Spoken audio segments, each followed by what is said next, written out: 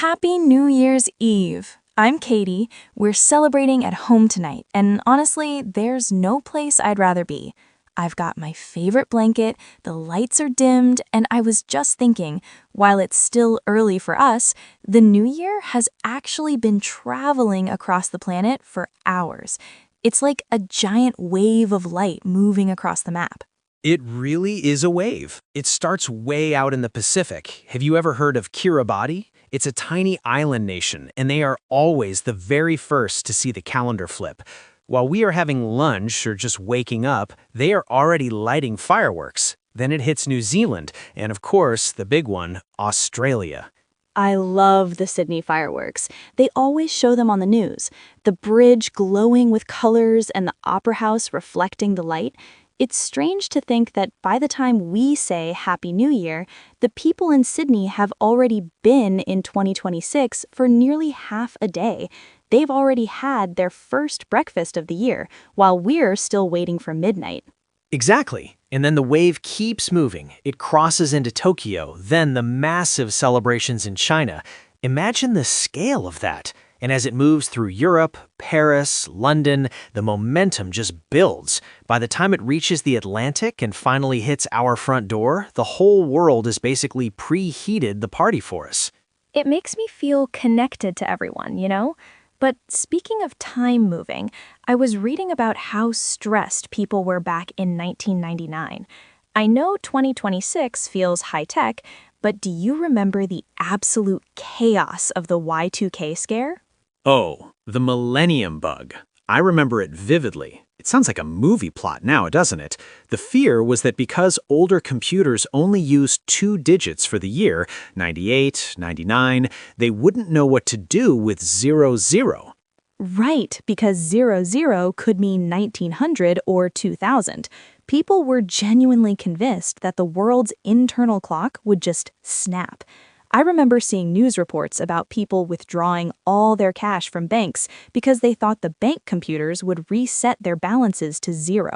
It wasn't just banks. There were rumors that elevators would get stuck between floors, power grids would shut down, and even that planes would lose their navigation systems in midair.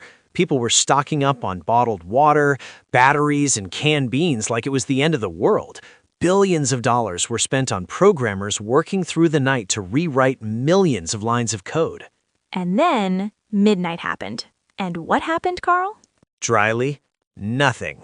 Absolutely nothing. A few tax programs had minor glitches, but the lights stayed on, the planes stayed in the sky, and the banks still knew exactly how much money you owed them. It was a massive global sigh of relief. I think there's a lesson there for our English speakers. We spend so much time worrying about a bug in our grammar or a glitch in our pronunciation. We fear that if we make a mistake, the whole conversation will crash. That is such a great point, Katie. Most of our language bugs are just like Y2K. We fear a disaster that never actually happens. The world keeps turning, and people still understand us. This year, in 2026, we're going to stop worrying about the glitches and start focusing on the connection. I love that.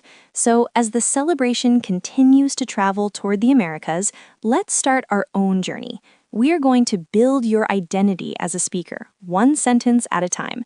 No bugs, no crashes, just progress. Carl, take the lead. With pleasure. Let's ring in the new you. Ready to practice? I am ready. No computer bugs here, just clear, confident English. Let's start with some festive phrases. Repeat after me as we go. Let's pop the cork on this champagne. You know, Carl, in Spain and many parts of Latin America, they don't just pop the cork, they have the 12 grapes tradition. You have to eat 1 grape for every chime of the clock at midnight. If you finish all 12 on time, you get good luck for the next 12 months. Intrigued. 12 grapes in 12 seconds? That sounds like a challenge, but I love the idea of earning your luck. In Denmark, they actually smash plates against their friends' front doors. The more broken glass you find on your doorstep the next morning, the more friends you have. Imagine the cleanup. I think I prefer the Colombian tradition.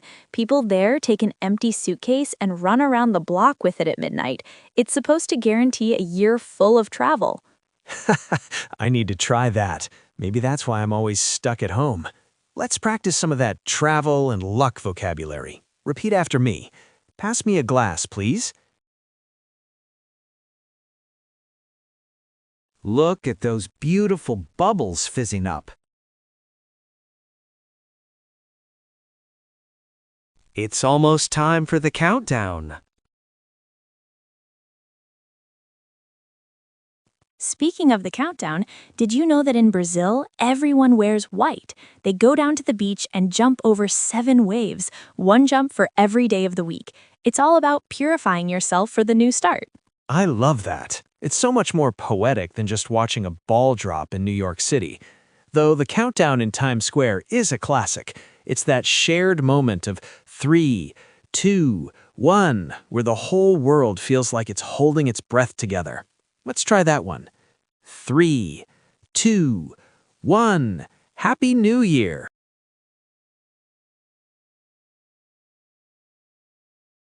Let's raise a glass to our health. And don't forget the sounds, the fireworks, the music, and that specific pop when the bottle opens. It really is the sound of a fresh start.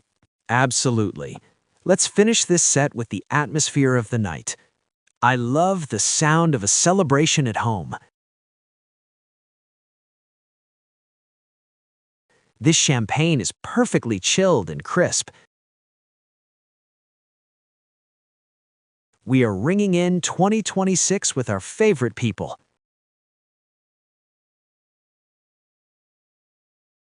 Cheers to a fresh start and a new year. It's so interesting how these small actions, eating a grape or jumping a wave, make us feel like we have a clean slate. But Carl, let's talk about why we are actually doing this. Most people make resolutions like, I want to be fluent, but by February, they've given up. Why do you think that happens? It's because they focus on the goal instead of the system.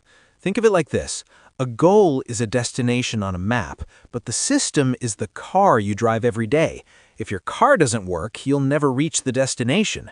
In 2026, the fastest way to build fluency is focusing on the input, output, and feedback cycle every single day. I love that. It's the 1% rule. If you get just 1% better every day, by the end of the year, you aren't just slightly better, you are a completely different speaker. It removes the pressure of having to be perfect right away. Exactly. Perfection is the enemy of fluency. In fact, making mistakes is actually a sign that you are learning.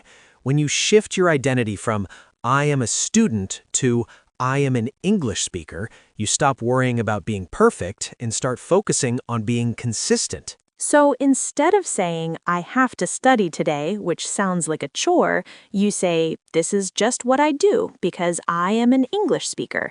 It becomes a part of your daily routine, like brushing your teeth or making coffee. Exactly. Let's practice some of these identity affirmations.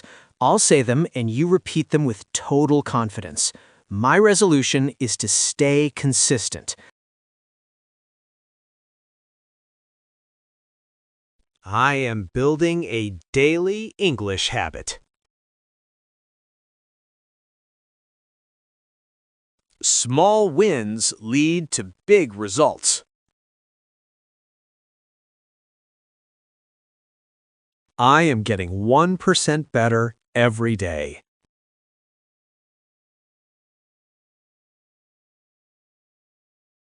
I can feel the energy shifting already. It's about that output, taking what you hear and actually putting it into the world.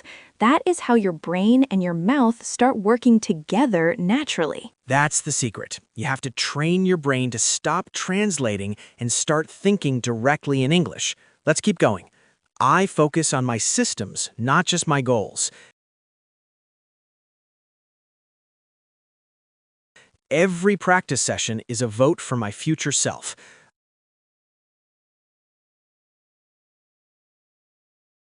I don't need to be perfect. I just need to show up.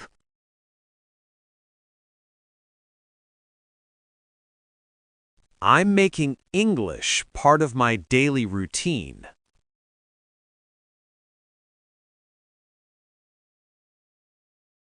I am proud of the progress I'm making. 2026 is my year for fluency. 2026 really is the year of the breakthrough. With all the AI tools and podcasts available now, there has never been a faster time to build these habits. You don't need a classroom, you just need a system. Well said, Katie. It's all about showing up. Even 10 to 20 minutes a day is more powerful than 5 hours once a week.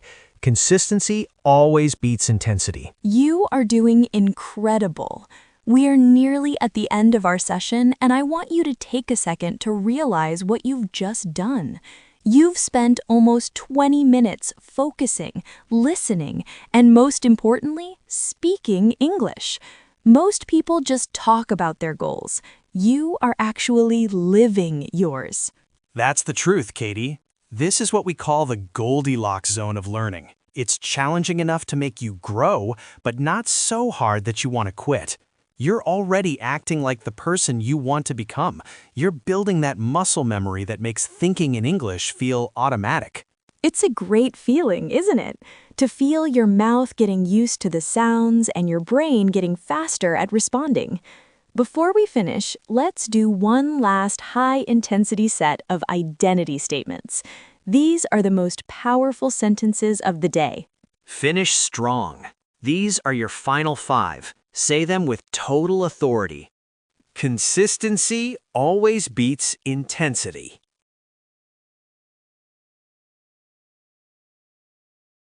I am an English speaker. English is a part of my life now. I am committed and curious.